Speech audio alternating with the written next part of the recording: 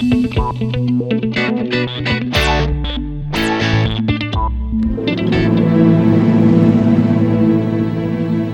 you, Eric. You're welcome. Pasensya ka na pala dun sa kaibigan natin, ha? Inatake na naman ng mga moods niya. Tapatin mo nga ako. Meron bang ibang babae si Arman? Not that I know of. How stupid of me to even ask. Kayo nga palang mga lalaki ay may unspoken agreement. Come on. Listen, it's nice to have you back. Welcome home. Thank you. Good night. Goodbye.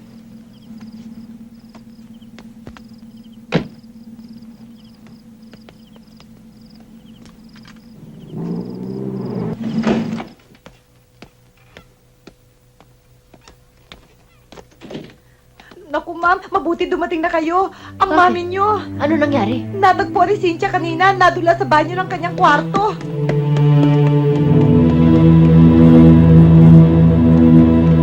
Ospital? Kalokohan. You will not argue with me.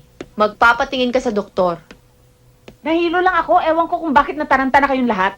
Eh, mami, nagkulapso kayo sa bathroom. Wala akong sakit. Ano na naman yan?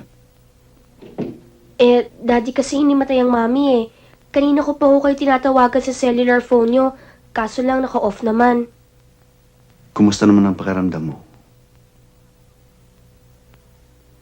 Mahaba pang buhay ko. Matagal ko pang mapapakinabangan yung ataol na binili mo para sa akin. Yan ang gusto ko sa'yo eh. Kahit na may sakit ka na, hindi pa rin nawawala ang sense of humor mo. Mag-iingat ka, Carmen. Hindi ka na bata. Bakit, Tito Ramon? Kailan niyo ba iningatan ng mami?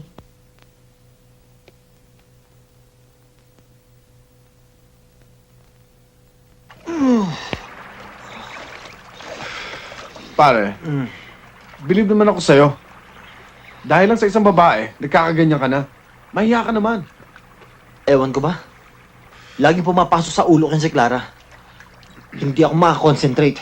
Hindi ako makafocus. Tapos pag meron akong ginagawa, bigla-bigla nang papasok sa isip ko yung babaeng yan. Hindi ko alam kung saan siya makokontak. May record naman sa register sa office. Akala ba hindi ko tinanong yun? Ha? Eh wala nga siyang iniwan na telephone number eh. Tapos yung address niya sa probinsya pa. Sa Leyte.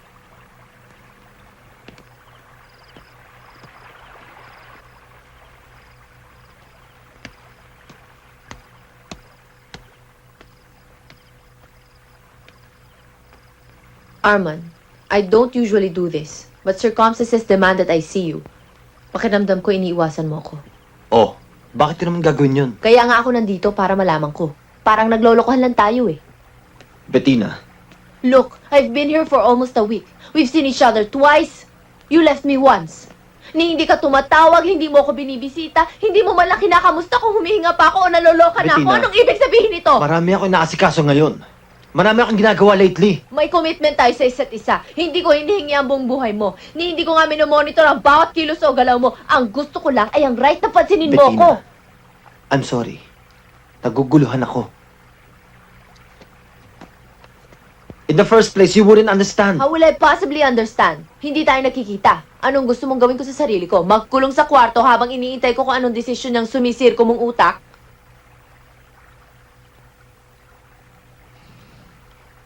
Kung ayaw mo na sa akin, sabihin mo lang. Bettina, pwede ba wag na muna nating pag-usapan to? Hindi ako mapag-isip. Gusto kong pag-usapan natin ito ngayon, Tin. May karapatan ako sa relasyon na ito. Arman, mahal kita.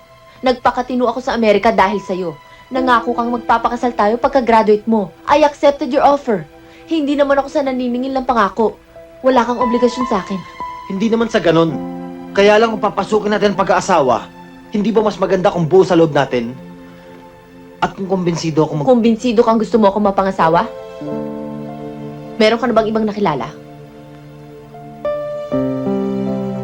Mahal mo bang babaeng yun? Hindi ko pa alam. Bettina, let's give each other time to think things over. Good enough. Kapag nakapag-desisyon ka na, tawagan mo ko. You still know my number, I suppose. Pero hindi ko magagarantiya sa'yo na kapag nakapag-desisyon ka na, ay nandyan pa rin ako. Wala akong plano maghintay sa'yo. Good night.